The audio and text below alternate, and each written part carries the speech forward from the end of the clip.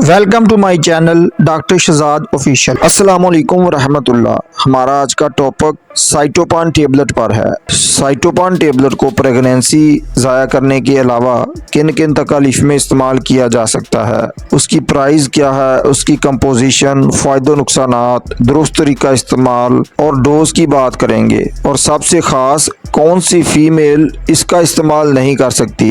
ये सब मालूमात से पहले रिक्वेस्ट है कि नए आने वाले दोस्त चैनल को सब्सक्राइब कर लें। वीडियो पसंद आई हो तो उसे लाइक ज़रूर करें। तो चलिए वीडियो शुरू करते हैं। इस टेबलेट का ब्रांड नेम साइटोपान है। कैट्स फार्मा इसको तैयार करता है, जो कि एक मल्टीनेशनल फार्मा है, अच्छी दवाएं तैयार करता है।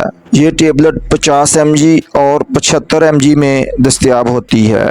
उसकी पैकिंग में 20 टेबलेट्स होती हैं और उनकी कीमत 522 रुपये है, जो कि हर मेडिकल स्टोर से मिल जाती है। अब साइटोपान टेबलेट की कंपोजिशन की बात कर लें तो ये दो दवाओं का कॉम्बिनेशन होती है। इस टेबलेट में 50 mg डिक्लोफेनेक सोडियम और 200 माइक्रोग्राम माइसोप्रोस्टोल दवा शामिल की गई है।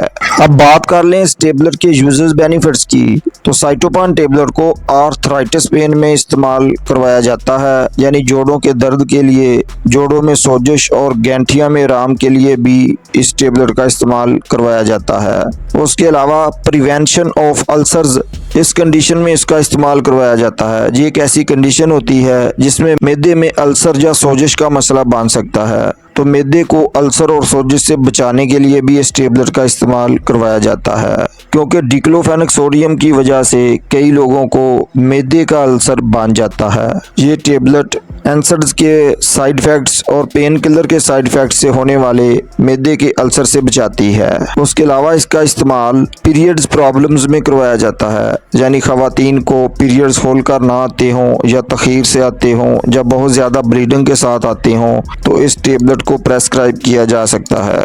उसके अलावा मेंस्ट्रुअल पेन यानी माहवारी के दर्द को रोकने के लिए इस टेबलेट का इस्तेमाल किया जाता है।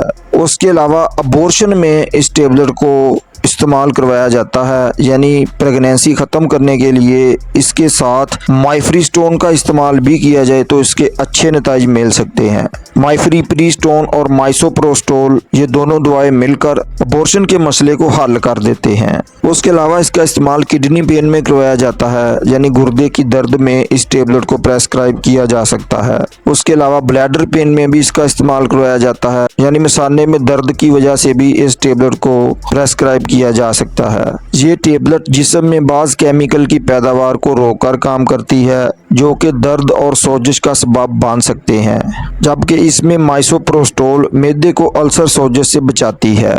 अब बात कर लें इस टेबलेट के कॉन्ट्राइंडिकेशन की। प्रेगनेंसी की हालत में या दूध पिलाने वाली खवातीन इसका हरगिज़ इस्तेमाल ना करें, क्योंकि इस टेबलेट में माइसोप्रोस्टोल आपकी प्रेगनेंसी ख़त्म कर सकती है। जिन दोस्तों को इस टेबलेट से एलर्जी का मसला बनता हो वो इसका इस्तेमाल हरगिज़ ना करें।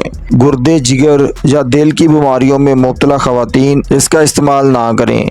हाई ब्लड प्रेशर वाली खवातीन भी इसका इस्तेमाल ना करें या डॉक्टर के मशवरे से करें। इस टेबलेट के साइड इफ़ेक्ट्स की बात कर लें तो मैदा अपसेट हो सकता है, मैदे में पेन हो सकता है, डायरिया का मसला बन सकता है, मतली या उल्टी की कैफियत हो सकती है, सर दर्द का मसला बन सकता है, चक्कर आ सकते हैं, कब्ज़ का मसला बन सकता है। अब इसके सही तरीका इस्तेमाल की बात कर लें तो इस टेबलेट की रिकमेंडेड डोज दिन में 2 मरतबा यानी सुबह शाम इस्तेमाल करवाई जाती है, या अपनी डॉक्टर की हिदायत के मुताबिक ही इस्तेमाल करें। गोली को खाने या दूध के साथ इस्तेमाल करें ताकि मैदा अपसेट ना हो।